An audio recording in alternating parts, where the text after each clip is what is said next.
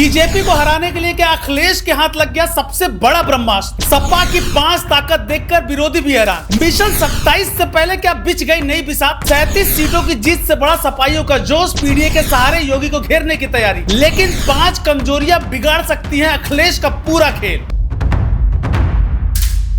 कहते हैं किसी भी युद्ध में सबसे खतरनाक योद्धा वो होता है जो पिछली हार से टूटता नहीं, बल्कि अपनी हार की हर वजह को समझकर ऐसा हथियार तैयार करता है जिससे अगली लड़ाई का पूरा खेल बदल जाए। उत्तर प्रदेश की सियासत में अखिलेश यादव अब कुछ ऐसी ही रणनीति पर आगे बढ़ते दिखाई दे रहे हैं। 2017 में सत्ता हाथ से गई, 2022 में समाजवादी पार्टी ने पूरी ताकत लगाई, लेकिन योगी आदित्यनाथ को कुर्सी से नहीं हटा पाई। फिर आया 2024 और अखिलेश यादव ने ऐसा दांव चला कि समाजवादी पार्टी यूपी में 37 लोकसभा सीटें जीतकर सबसे बड़ी पार्टी बन गई। अब वही अखिलेश 2027 की तरफ देख रहे हैं। उनके हाथ में पीडीए का हथियार है, 37 सीटों की जीत का आत्मविश्वास है, युवा और रोजगार के मुद्दे हैं और बीजेपी विरोधी मतदाताओं का एक बड़ा हिस्सा भी सपा के आसपास दिखाई देता है। लेकिन दूसरी तरफ योगी और बीजेपी भी चुपचाप नहीं बैठे।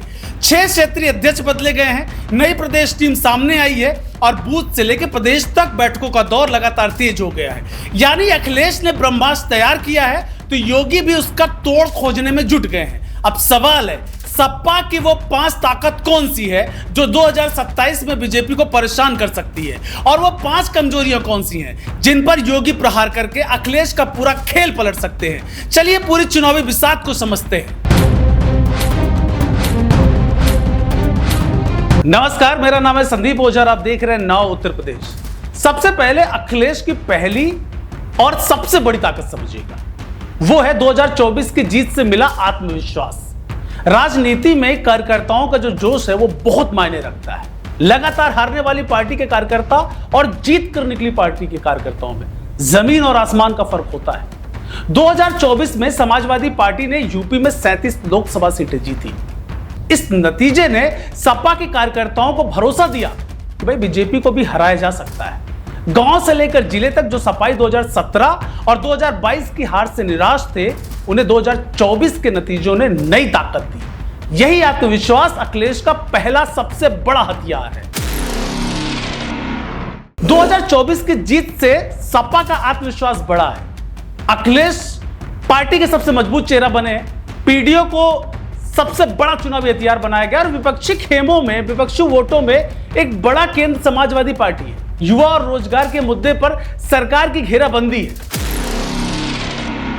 दूसरी ताकत खुद अखिलेश यादव है। मुलायम सिंह यादव के बाद समाजवादी पार्टी की पूरी राजनीति अब अखिलेश के आसपास ही घूमती है। 2017 की हार के बाद उन्होंने पार्टी संभाली, 2022 में सपा की सीटें बढ़ाई और 2024 में 37 सांसद जिताकर अपनी रणनीति का दम दिखाया। यूपी में बीजेपी के खिलाफ विपक्ष का सबसे बड़ा चेहरा कौन? इस सवाल पर अखिलेश यादव का नाम सबसे आगे दिखाई देता है। यही वजह है कि सपा के पास नेतृत्व को लेकर वैसी उलझन नहीं है जैसी कई दूसरे दलों में दिखाई देती है। अब तीसरी और शायद सबसे चर्चित ताकत है पीडीए। अखिलेश यादव समझ चुके हैं कि सिर्फ यादव और मुस्लिम मतदाताओं के सहारे यूपी की सत्ता तक पहुंचना बेहद मुश्किल है। इसीलिए उन्होंने पिछड़ा, दलित और अल्पसंख्यक का बड़ा राजनीतिक छाता तैयार किया। कोशिश है कि गैर यादव पिछड़े और दलित वोटरों को भी सपा के साथ जोड़ा जाए। 2024 में इस रणनीति का असर कई सीटों पर दिखाई दिया। अगर 2027 में अखिलेश पीडीओ को सिर्फ नारे से निकालकर बूथ तक मजबूत कर देते हैं तो यही बीजेपी के खिलाफ उनका सबसे बड़ा ब्रह्मास्त्र बन सकता है। यानी अखिलेश का खेल बिल्कुल साफ है। यादव, मुस्लिम और पुरानी दीवार को तोड़ो, पिछड़े और दलितों के लिए बड़ा दरवाजा खोलो और बीजेपी के सामने ऐसा सामाजिक गठजोड़ खड़ा करो जिसे तोड़ना आसान ना हो। चौथी ताकत है बीजेपी विरोधी मतों का बड़ा केंद्र बन चुकी समाजवादी पार्टी। 2024 के चुनाव में कई सीटों पर यह तस्वीर दिखाई दी कि बीजेपी को हराने की चाह रखने वाले मतदाताओं का बड़ा हिस्सा सपा और उसके गठजोड़ के साथ खड़ा हुआ है। अगर 2027 में विपक्षी मत बिखरने से बचते हैं और कांग्रेस के साथ तालमेल बना रहता है तो अखिलेश को इसका सीधा फायदा मिल सकता है। पांचवी ताकत है युवा और जनता से जुड़े मुद्दे। रोजगार हो, भर्ती हो, प्रश्न पत्र लीक हो, महंगाई हो, किसान की बात हो, आरक्षण और सामाजिक न्याय जैसे सवालों पर अखिलेश लगातार सरकार को घेर रहे हैं। यूपी में युवाओं की संख्या बहुत बड़ी है। अगर सपा बेरोजगार युवाओं और प्रतियोगी परीक्षाओं की तैयारी करने वाले छात्रों की नाराजगी को वोट में बदल पाती है तो कई सीटों पर बीजेपी के लिए बड़ी परेशानी खड़ी हो सकती है। लेकिन कहानी सिर्फ सपा की ताकत की नहीं है, क्योंकि योगी और बीजेपी भी अखिलेश की 5 कमजोर नसों को पहचानते दिखाई दे रहे हैं। पहली कमजोरी संगठन है। बीजेपी की सबसे बड़ी ताकत उसका बूथ स्तर तक फैला कार्यकर्ता तंत्र माना जाता है। चुनाव के महीनों पहले बीजेपी बूथ, मंडल, जिला और क्षेत्र स्तर पर तैयारी शुरू कर देती है। अब 6 क्षेत्रीय अध्यक्ष बदले गए, नई प्रदेश टीम भी बनाई गई। इसके मुकाबले सपा का संगठन कई जिलों और विधानसभा क्षेत्रों में उतना मजबूत नहीं माना जाता। बूथ संगठन में बीजेपी से पीछे है सपा। गैर यादव पिछड़ों में अब भी बड़ी चुनौती ये बात है। दलित मत पूरी तरह अखिलेश के साथ नहीं है। 403 सीटों पर मजबूत चेहरे तलाशना मुश्किल लग रहा है और 2024 की जीत दोहराने का भारी दबाव समाजवादी पार्टी पर है।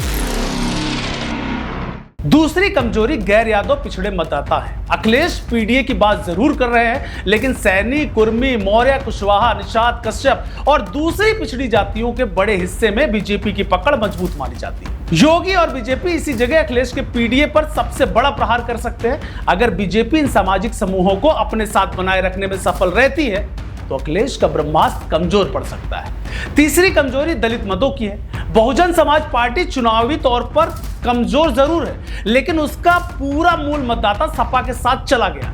ऐसा कहना जल्दबाजी होगी। दूसरी तरफ चंद्रशेखर आजाद भी दलित राजनीति में अपनी जमीन बढ़ाने की कोशिश कर रहे हैं। यानी अखिलेश जिस दलित मत को पीडीए में जोड़ना चाहते हैं, उसके सामने मायावती, चंद्रशेखर और बीजेपी 3 अलग चुनौतियां खड़ी दिखाई दे रही है। अब चौथी कमजोरी सबसे बड़ी है, वो है 403 विधानसभा सीटों पर मजबूत उम्मीदवार। लोकसभा चुनाव में 80 सीटों पर रणनीति बनानी होती है, लेकिन विधानसभा में 403 अलग अलग लड़ाइयां होती हैं।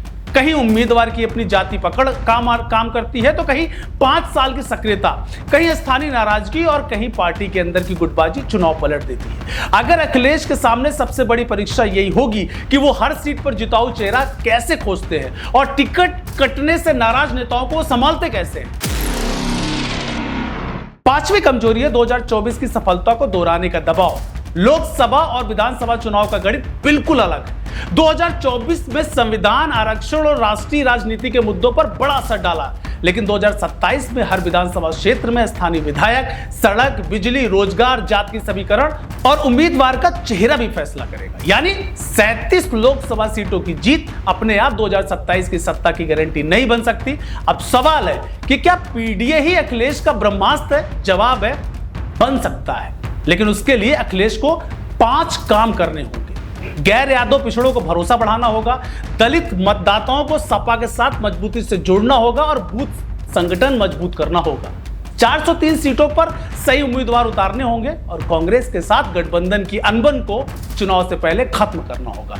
अगर इन 5 मोर्चों पर अखिलेश सफल हुए तो योगी के सामने 2027 की लड़ाई बेहद कठिन हो सकती है। अब 2027 में फैसला इसी बात से होगा कि अखिलेश पीडीए को जमीन पर कितनी मजबूती से उतारते हैं। यह योगी बूथ और सामाजिक समीकरण के सहारे सपा के 5 ताकतों को उसकी 5 कमजोरियों में बदल देते हैं। खेल शुरू हो चुका है, बिसात बिछ चुकी है और अब यूपी की सबसे बड़ी सियासी लड़ाई में देखना है कि अखिलेश का ब्रह्मास्त्र चलता है या योगी उसकी काट निकालकर एक बार फिर पूरा खेल पलट देते हैं। देश दुनिया की हर बड़ी, सटीक और भरोसेमंद खबर देखने के लिए अभी विजिट करें हमारे वेबसाइट nowuttarpradesh.com और nownoida.com पर, क्योंकि यहाँ आपको सिर्फ सुर्खियां नहीं बल्कि पूरी जानकारी मिलेगी।